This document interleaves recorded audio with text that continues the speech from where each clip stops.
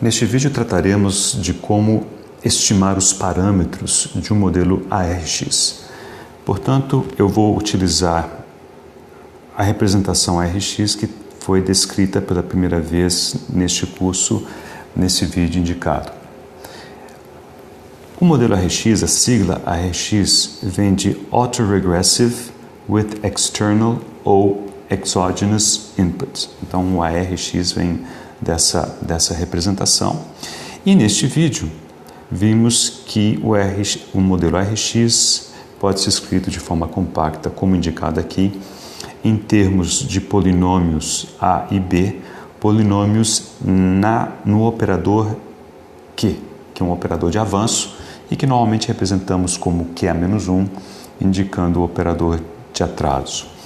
O sinal U é o sinal de entrada, o sinal Y é o sinal de saída, e essa é uma variável aleatória branca. Muito bem, nesta representação, a parte autorregressiva do modelo está aqui, esta é a parte exógena, e isso aqui é o ruído de caráter aleatório.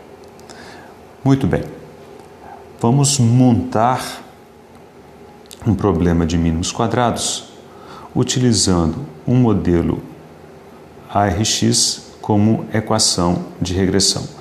E seguiremos as etapas que utilizamos quando estimamos a resposta ao impulso, utilizando o somatório de convolução, por exemplo.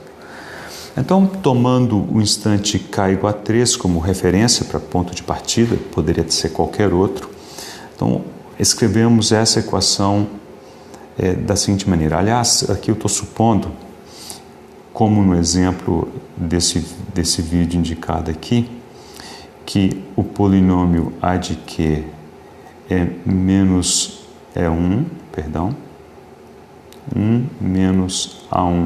que é menos 1, menos A2 que é menos 2, e o polinômio B é B1 que é menos 1. Vimos também nesse vídeo que, dados esses polinômios, esse modelo ARX pode ser escrito como a seguinte equação de regressão, ou equação de diferenças: A1, y de k menos 1, mais A2, y de k menos 2, mais B1, u de k menos 1, mais ni de k. Muito bem.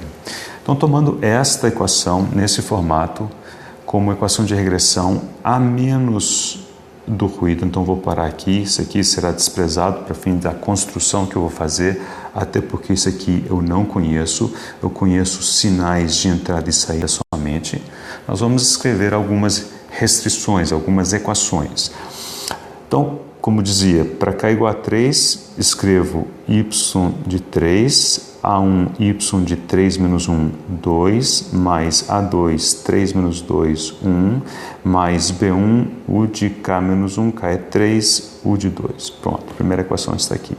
Da mesma maneira, se tomarmos k igual a 4, então fica y de 4, ou no instante 4, igual a A1, y no instante 3, mais A2, y no instante 2, mais B1, u no instante 3. Muito bem, e assim sucessivamente. Agora queremos reescrever este conjunto de equações em forma matricial. Então vocês veem que o que estiver à esquerda do y, do sinal de igual, y3, y4, y5, etc., será um vetor que indicaremos por y vetor.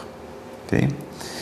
No caso dessa matriz, o que aparecerá aqui são esses elementos. Isso não é um Z, isso é um 2, y2, y3, etc., y1, y2, etc., u2, u3, etc. E aqui, A1, A2 e B1. Observe que se nós multiplicarmos esse vetor por a primeira linha, teremos essa primeira equação, esse vetor pela segunda linha, teremos a segunda equação, e assim sucessivamente.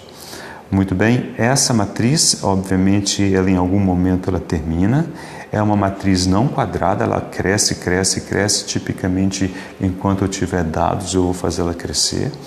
E ela é chamada de matriz de regressores. Indicaremos ela pela letra grega maiúscula psi.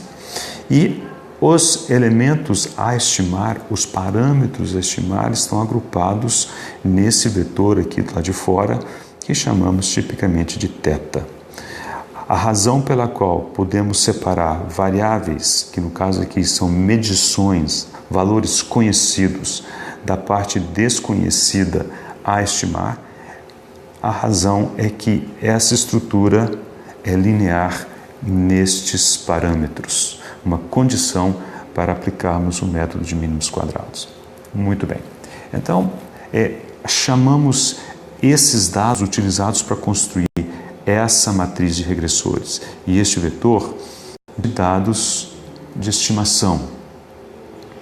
Dados de estimação. E a razão é porque usaremos esses dados para estimar esses parâmetros.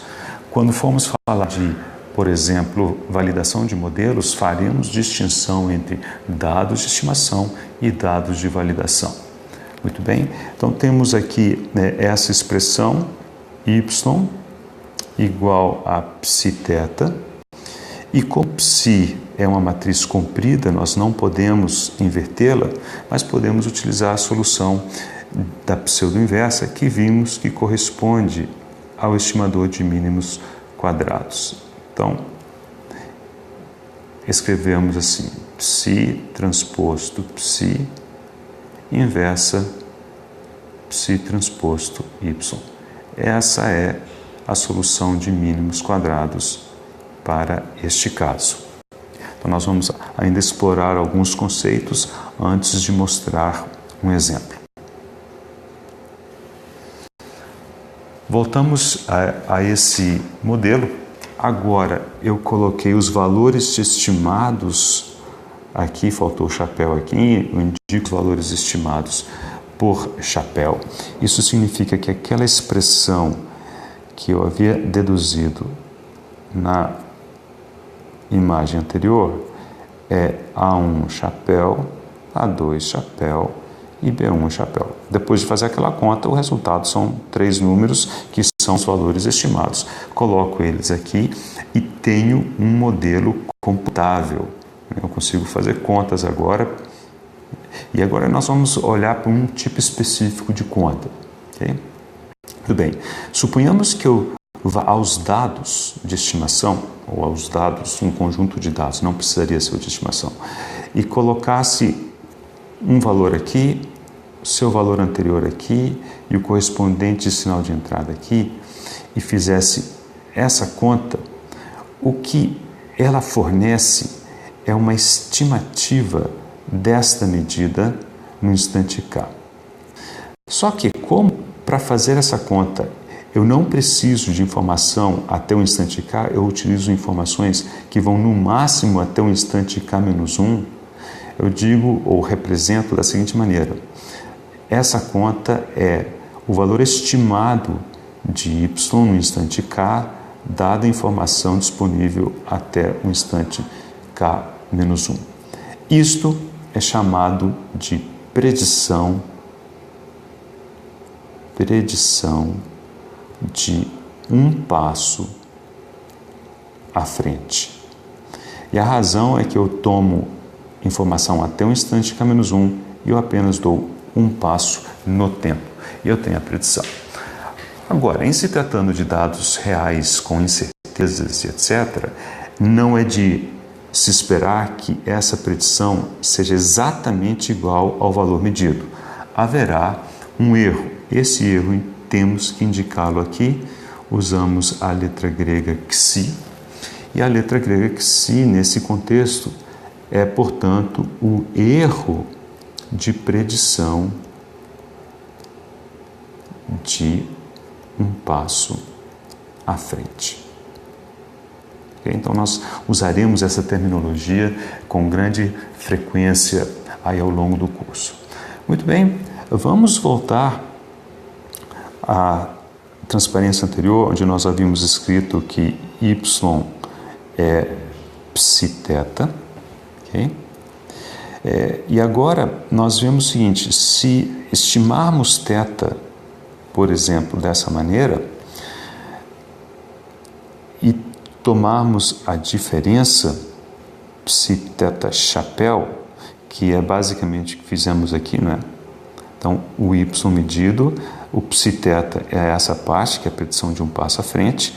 Temos aqui, em formato matricial, o que está indicado aqui para uma restrição no instante K. Okay? Então, temos esse aqui é a predição de um passo à frente, esse é o vetor de medida, o vetor de dados, e esse é o erro de predição de um passo à frente. Agora, essa aqui é a definição importante que eu preciso estabelecer aqui. Se y e psi, nessa expressão aqui, forem construídos, tá horrível esse construídos com os dados de estimação, então isso daqui é chamado de vetor, o vetor de resíduos do modelo. Okay? Observe que eu posso construir isto e isto com outros dados da mesma planta que não os dados utilizados para fazer estimação. Nesse caso, eu simplesmente chamo isso aqui de vetor de erros de predição de um passo à frente, só. Mas se os dados utilizados para construir o y e o psi forem os dados de estimação, isso daqui ganha um nome específico, que é o vetor de resíduos. Vou terminar com um exemplo, que é o exemplo 5.2 do livro, que é um pouco só os números, mas é exatamente o que acabamos de ver. Um caso hipotético: imagine que eu tenho um conjunto de dados, um trecho curto, na prática eu uso muito mais dados do que isso. Um trecho do sinal de saída, um trecho do sinal de entrada. E suponhamos que o vetor de regressores, ou seja, as variáveis regressoras do modelo, são y de k-1, y de k-2, u de k-3, u de k-1, u de k-2, e vamos trabalhar com eles nessa ordem. Então vamos montar o sistema de equações em forma matricial de uma vez. Okay? Então vamos começar, acho que eu começo aqui nesse ponto, vamos começar imaginando o ponto de partida aqui.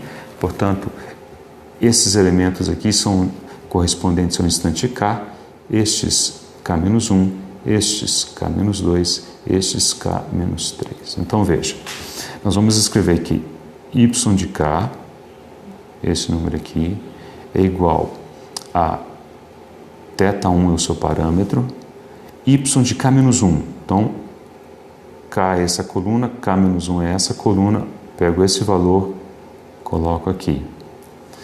Mais θ2, y de k-2. Esse valor vem para cá. Agora, qual que é o próximo? θ3, u de k-3. Então, u de k-3 está aqui. θ4, u de k-1, u de k-1 está aqui. E θ5, u de k-2. Okay? Então, temos a primeira equação. Eu vou fazer só mais uma e vamos correr para o abraço. Então, agora nós vamos dar um passo adiante no tempo. Esse passa a ser um instante K, esse K-1, esse K-2, esse K-3 e fazemos o mesmo. Y de K é igual a θ1, y de K-1, θ2, y de k-2, agora atenção, θ3, u de k-3, θ4, u de k-1 e θ5, u de k-2. E assim, sucessivamente, vocês podem conferir e verificar que esse é o conjunto de equações.